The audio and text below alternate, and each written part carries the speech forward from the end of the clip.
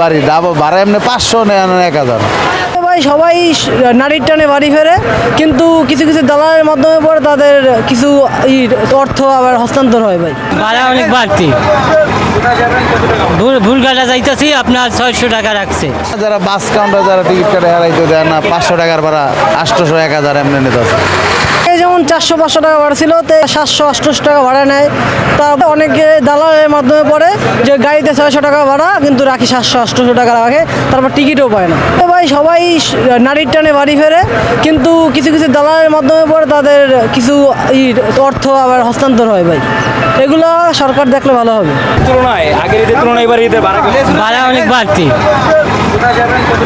ভুলঘাটা যাইতেছি আপনার 600 টাকা রাখছে। ঈদ ছাড়া ভাড়া আপনার এলো যে 400 টাকা 400 টাকা। এবছর কোনো জায়গায় ভোগান্তি পড়ে এবং সমানই আছে গতবারের মতোই। ভাড়া নিচ্ছে 700 টাকা।